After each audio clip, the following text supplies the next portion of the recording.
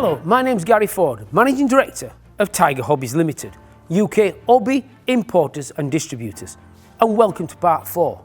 In this part we shall discuss the battles of Aachen and the Hurtgen Forest. Now I'm showing a map of the Allied front lines in early September 1944. Now we're looking from the Belgian coast, so we've got Canadian First Army, we've got British Second Army along the Dutch-Belgian borders, and then we're coming down to the Belgian-German-Luxembourg borders, we've got US 9th Army, then further down in front of Aachen and the Hurtgen Forest, US 1st Army, a little bit below south is US 3rd Army, Patton's 3rd Army near Metz, and then coming up from the south are the 6th Army Group, US 7th Army and French 1st Army. The United States 1st Army that were facing Aachen and the Hurtgen Forest not only were facing tough German opposition, were facing Nazi ideology. Aachen was of no military importance as far as production of weapons, but to the Nazis it was the former capital city of Charlemagne, King of the Franks, Holy Roman Empire, looked on the Nazis as the First Reich.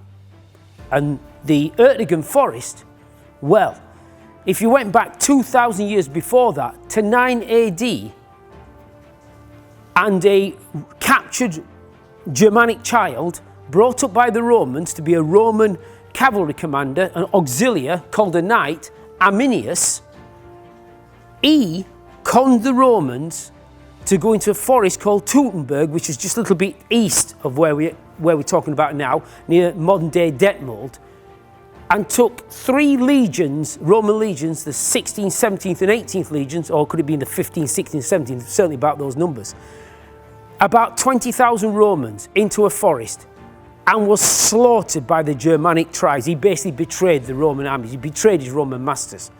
And some 17 or 18,000 Romans were slaughtered. To the Nazis, Arminius was the great Germanic hero, and the Germans always fight well in the forests. So the prospect of meeting the Americans in a forest would be perfect for the Nazis. But it was military madness to expect a massive American army to attack through the Hurtgen Forest, 54 square miles of some of the most dense forests in Western Europe. But that's exactly what happened. We'll cover the Battle of Aachen first. The US Army, 1st Army, facing Aachen, were facing about 20,000 German defenders. That was the 116th Panzer Division and Volkssturm. Now Volkssturm were kind of like their own guard, but earlier on in this period the Volkssturm were quite an effective unit. They weren't too young and weren't too old. The 116th Panzer Division were a panzer division in name only. They'd got 2 or 3 tanks left and a few assault guns, so mainly used as infantry, as well as the Volkssturm. In fact, the massive US Army, or elements of the US Army 12th Group facing them, the authorities in Aachen thought, oh, I'm not having this, and legged it, but were captured by the SS and sent to the Eastern Front as privates. In fact, the commander of the 116th Division thought, I don't want to fight, I'll let the Americans in on what is known as an open sit-in. Wanted to offer the Americans Aachen surrender, but the letter was captured by the SS and he was sacked. The Germans sent in the commander of the 81st German Corps, and he would stand and fight, turning Aachen into the Stalingrad of Western Europe. Before elements of the 1st US Army went into Aachen, the United States Army Air Forces bombarded it for some 6 days. Oddly, there was no evidence that it damaged any of the fortifications or pillboxes. The US Army then threw in 20,000 shells from 400 guns for good measure, but that probably didn't do much more damage either. So the Battle of Aachen started with the 1st US Infantry Division flanking to the south and US Armour flanking to a place called Stolberg, where they found masses of defence, pillboxes and strong points, but they were very lightly defended, so the Americans made quite good progress with very few casualties. Then things started to go against the Americans. Remember, this is around about the 12th, 13th, 14th, 15th and 16th of September. And what happened on the 17th of September? Operation Market Garden, which sucked the supplies from a lot of US Army units. But the American Army continued their advance with lack of supplies, but by this time the Germans are getting their act together and the American casualties are starting to grow. In fact, the Americans were starting to hit the Germans literally at point blank range with artillery, try to save US casualties. On about the 12th of October, the US First Army started on Aachen again. This time they made reasonable progress, but again heavy casualties. They're now getting to street by street fighting. But they managed to surround Aachen on the north, on the west and on the south, leaving the east still open, and Germans are moving more reinforcements in. In fact, the Americans were using a self-propelled 155mm gun, I think called the M12, we've got a model kit of it here, to literally blast at point blank ranges, strong points, then hit them with flamethrowers, try to save American lives. The commanding officer of the US 1st Infantry Division offered surrender terms to the German defenders of Aachen. But now Aachen was under the control of the fanatical SS, and they said no. And they didn't care if the Americans were going to literally pulverise them with air power. So the battle was going to get bitter. So what they did, they sent in platoons. Each platoon would be supported by a Sherman tank. We've got a model here of a Sherman tank with a load of soldiers on top of it. They'd have a platoon, a Sherman and flamethrowers. And we're told if they come against any obstacle, no matter how minor, smash it with the Sherman, hit them with a flamethrower and then burn them out. Do not again waste valuable American casualties, even though casualties are now starting to build up. On the 18th of October, the US Army would start its final assault on the city of Aachen. They would be facing fanatical Volkssturm, fanatical SS. But they would pound them again at point blank range with its 155mm guns and flamethrowers, and eventually the city would fall. But it would cost the US Army some 10,000 casualties. But worse was to come.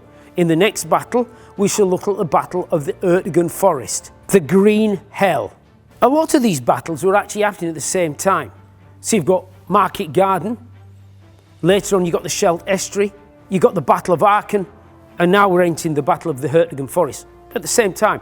And elements of 1st US Army were facing the Hurtgen Forest.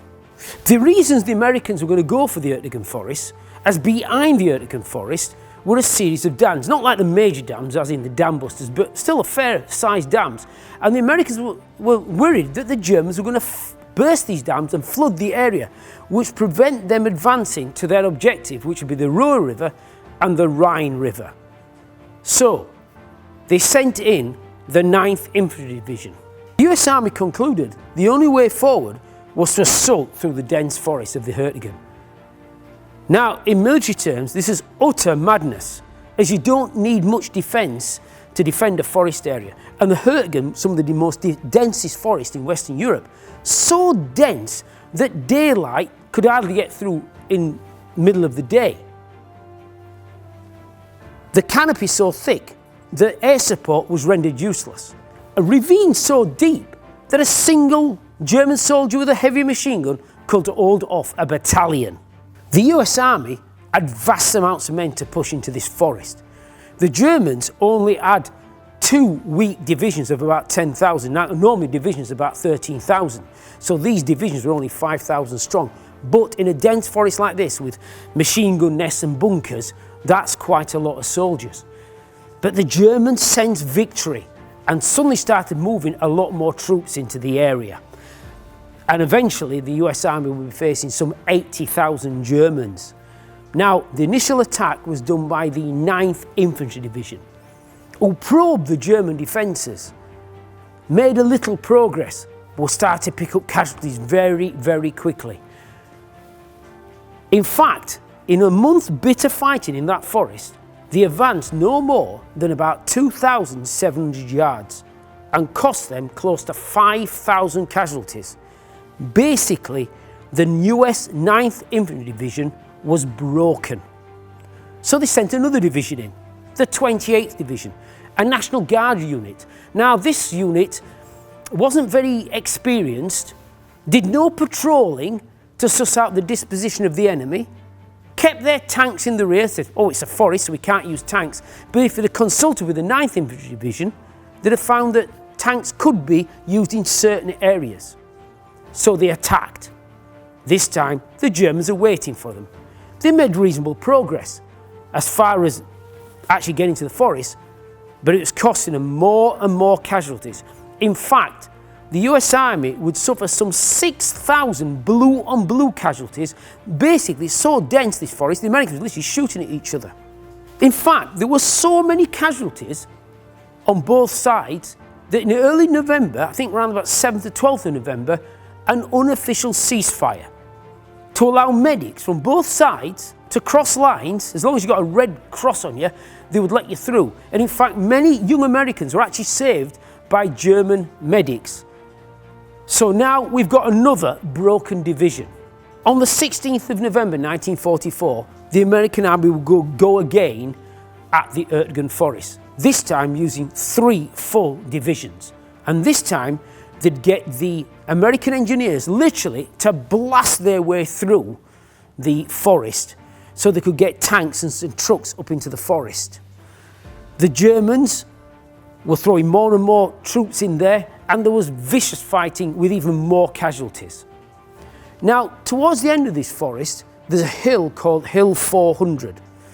Now, the Americans would send one of their most elite infantry units, the 2nd Ranger Battalion, to capture this hill.